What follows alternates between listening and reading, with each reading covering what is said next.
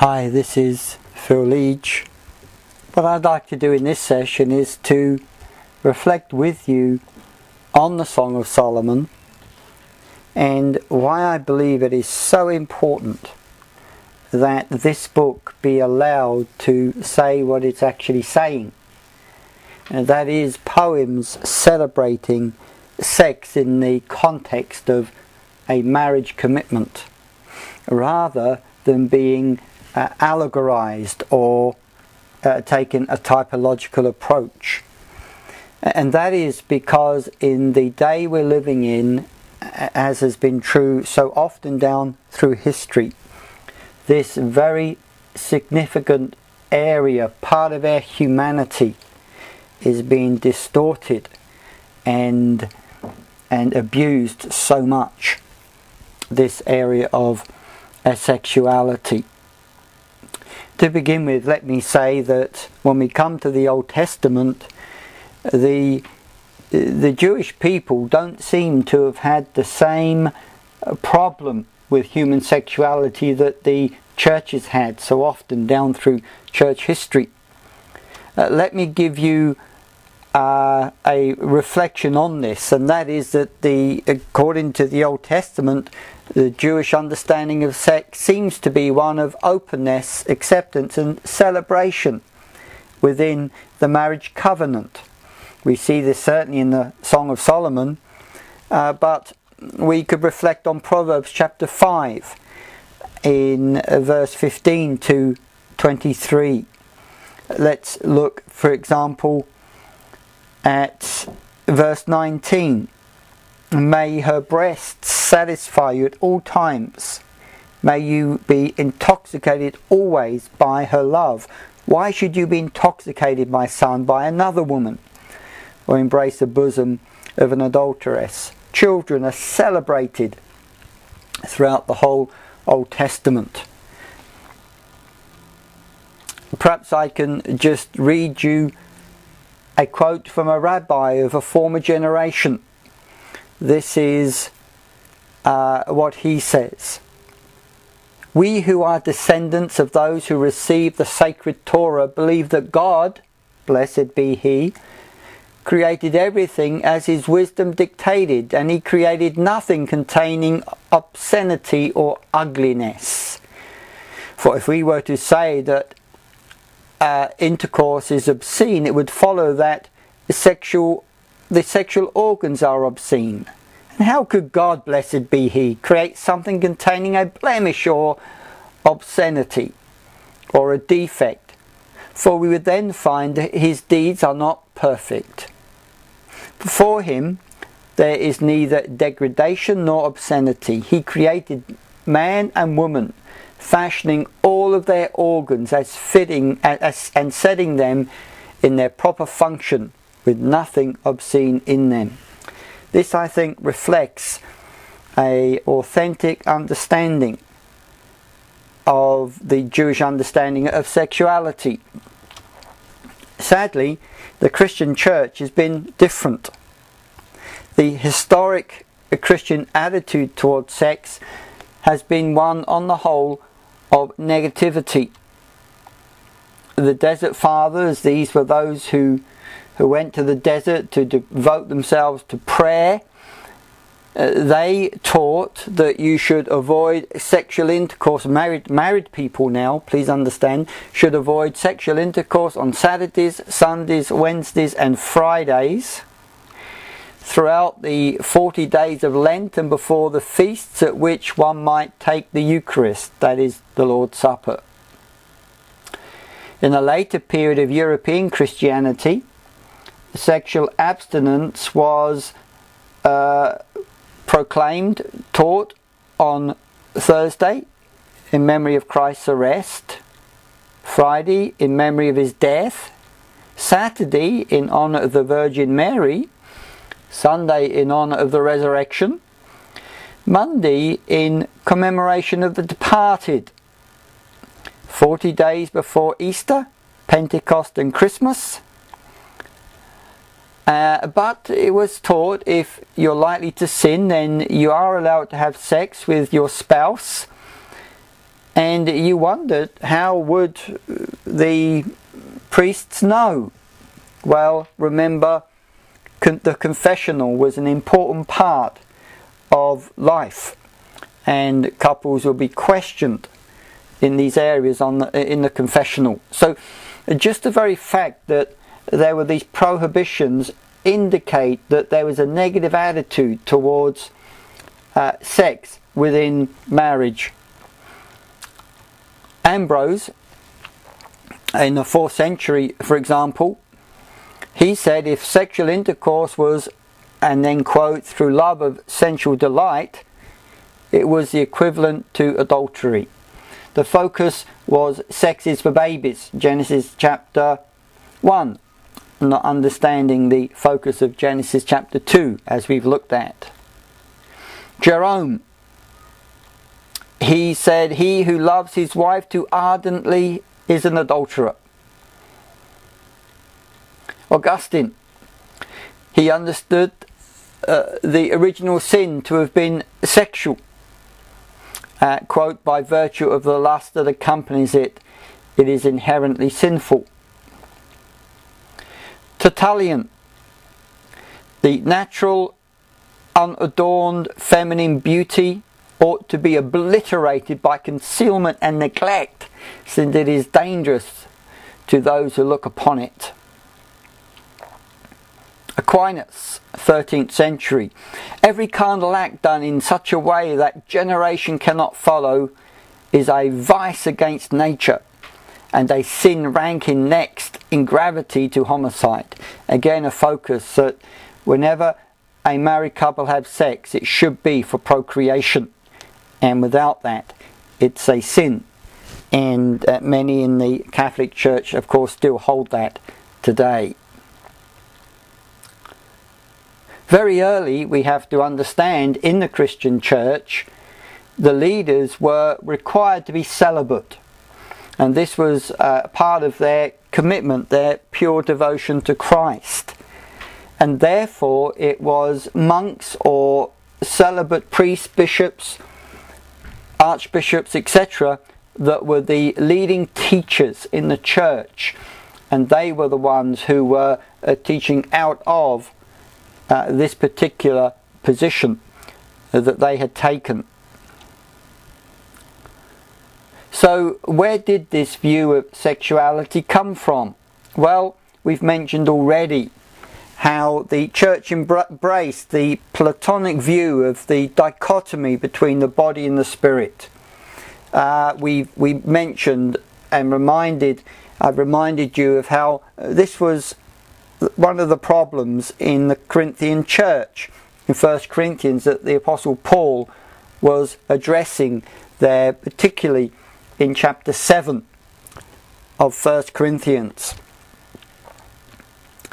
And I've mentioned already that all of the teaching in the church was by celibate men, and I've no doubt that there was, at least for many of them, a connection between all of these things.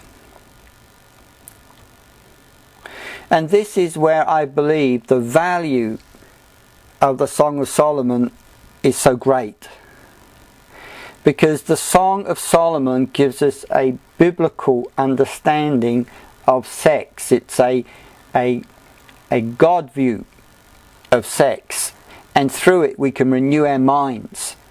Renew our minds away from the negative understanding that many have had in previous centuries, but also renew our minds away from the wrong understanding that is pounding upon us every day in the different societies that we live. We have to walk the line between the world which overdoses on sex and the prudish view that plays it down or treats it as intrinsically sinful. Now, I do believe that in many ways, especially the Protestant church, has moved away from the negative view that has been so much part of church history. Yet nonetheless, so often we find, or very rarely do we find, teaching openly in our churches in this area that is foundational to who we are in our humanity.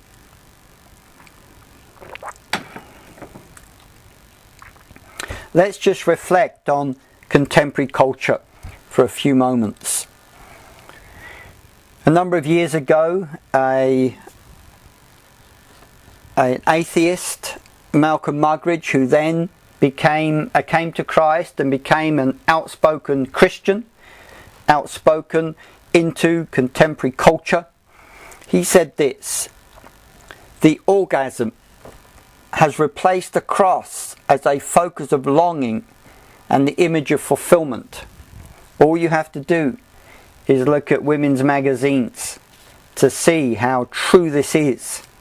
Many of them, month after month, this is what they're advertising on their covers." Clive Culver. Clive was the Evangelical Alliance General Secretary here in the United Kingdom a few years ago. This is what he says: "A glance at any newsagent's shelf confirms the ruthless rivalry among women's magazines in a circulation battle that is leaving no carnal stone unturned.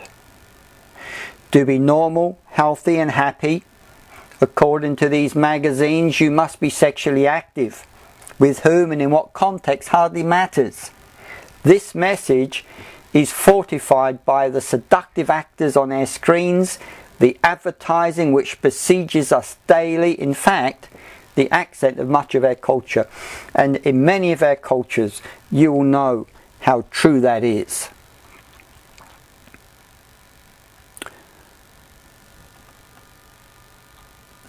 This message about sex is bombarded us through our music videos, movies, and the storyline where so often premarital sexual intercourse is made to seem so right, so natural, so beautiful. The popular novels the same. The theatre, of course, magazines, even magazines for quite young people. We look at our TV soaps and sitcoms, for example, the sitcom Friends, which continues to play over and over again, and of course the internet. This message that Clive has spoken about, the accent of much of our culture, is reinforced through so much of what we have around us. But I believe that there is such a huge amount of deceit that's going on, and what you see on the screen there, I see as an example of the deceit that there is. This here is like a parable. A number of years ago, this cover was on the Esquire magazine, and it's Michelle Pfeiffer when she was younger, and it says what Michelle Pfeiffer needs is absolutely nothing. And you look at that photograph of one who is obviously a very beautiful woman, and then you discover the invoice from the company that did the airbrushing on that photograph to make it look the way it does. And this is the invoice: retouching one dye transfer 2-piece strip of Michelle Pfeiffer's red dress, clean up the complexion, soften the line under the earlobe, add highlights to the earrings, add blush to the cheeks, clean up the neckline, remove stray hair, remove hair strands on the dress, adjust colour and add hair to the top of the head, add dress on side to create a better line, add dress on the shoulder, clean up and smooth the dress folds under the arm, create one seam image on the right side. And so we ask again, what Michelle Pfeiffer needs is actually a total of $1,525 US. That was the price to get that photograph looking the way it did. And I see this as a parable of the deceitfulness there is in contemporary culture, whereby we're being bombarded with a message, and that message is an empty, deceitful message that's a lie. Today, image seems to be everything, but it is shallow and very often false. Let me introduce you to Shmuley Boteach. Shmuley is a Jewish rabbi, and for many years he was in Oxford, England, working with university students as a chaplain. And he wrote a book that really got the attention of the British press a number of years ago called Kosher Sex, a recipe for passion and intimacy. And Shmuley come across many things and many situations in his work in Oxford. I don't think there's anything that would really surprise him.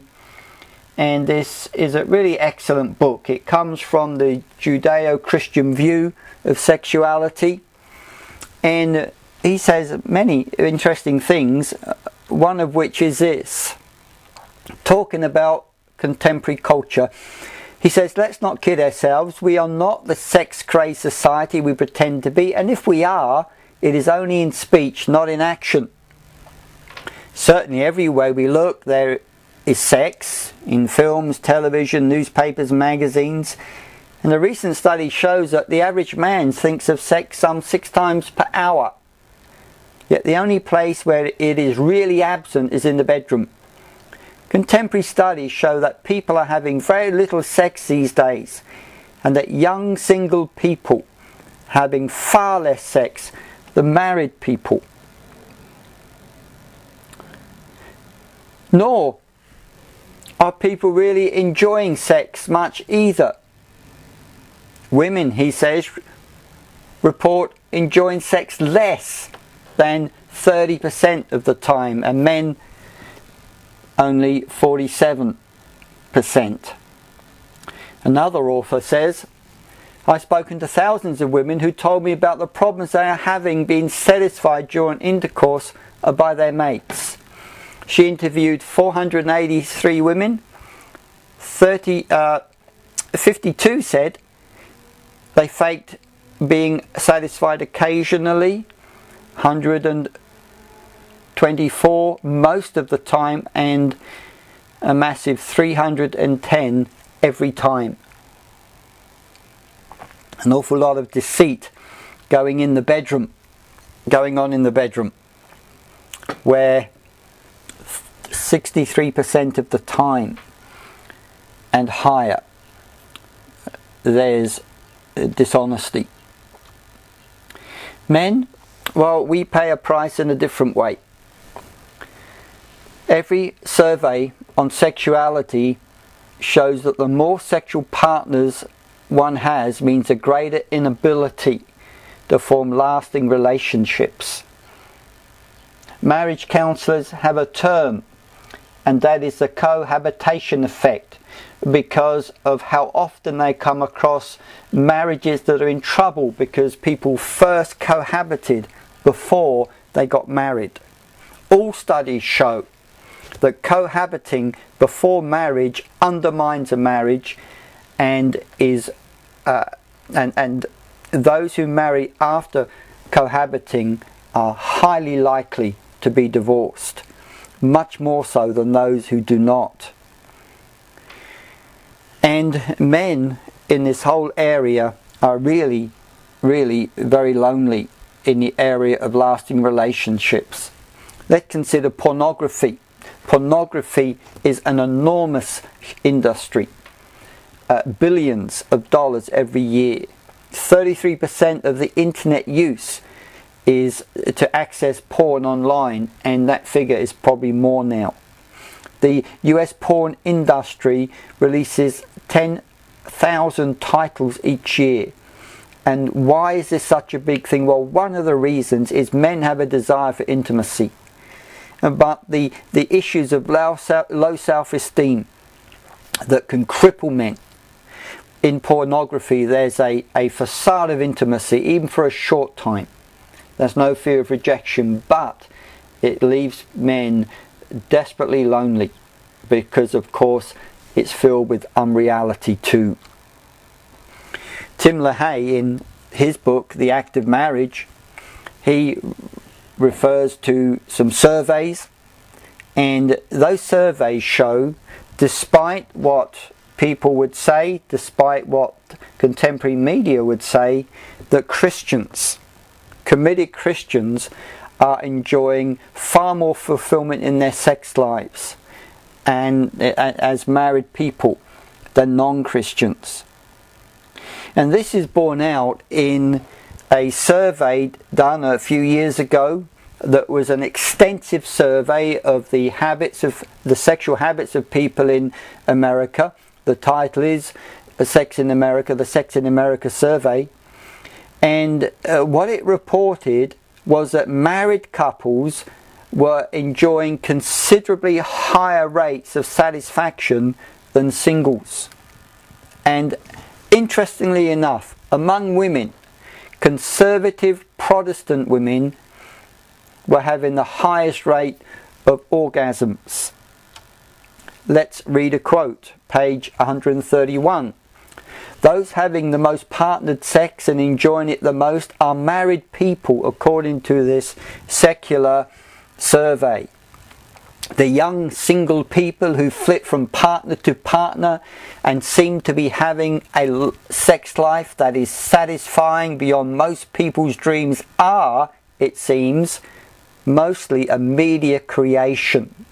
This is a deceit of movies and music and sitcoms.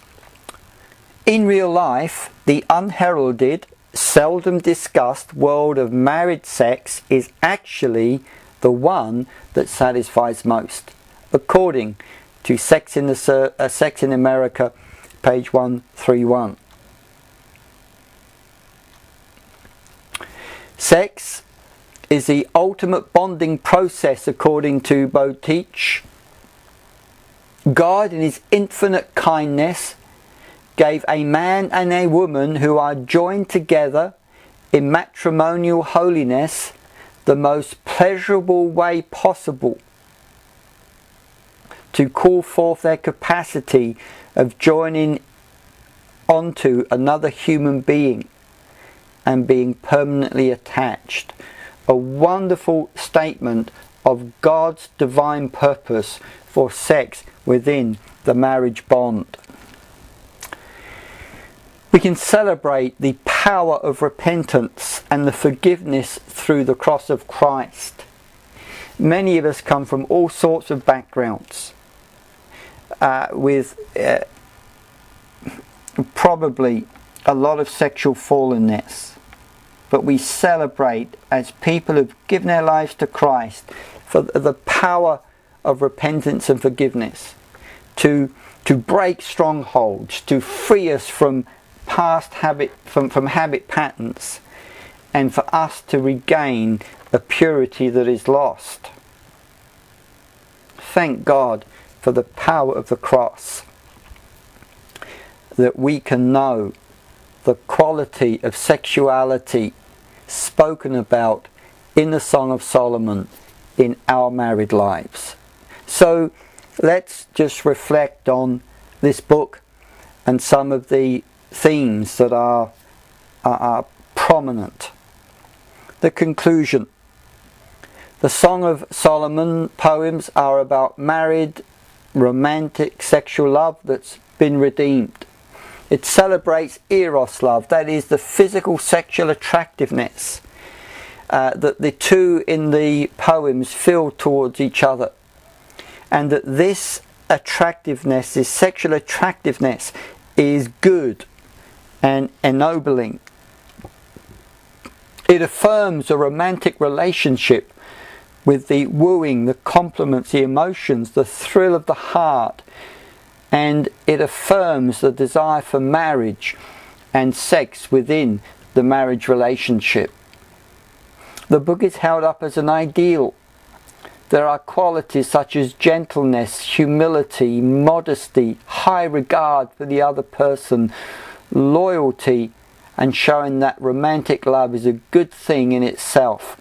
This book is a statement against the asceticism that has been so often in the past part of the church's understanding. We see marriage as a central part of the book and the assumed context for the sexuality in the book. It affirms giving and not taking in the area of sex, with equality between the husband and the wife. There is no domination, as we've mentioned, no using, no exploitation, but equality between the husband and the wife. The book affirms sexual abstinence before marriage, something that in many cultures is laughed at today. It affirms a Judeo-Christian ethic that God gave sex for the marriage covenant between a man and a woman. And it underlines, it affirms the lifelong bond of marriage, especially there in chapter 8. We know that there are other sides to romance and marriage, and we need to understand that the Song of Solomon is not saying all there is to say on this subject of marriage, but it is making a strong statement in this particular area of sex within marriage.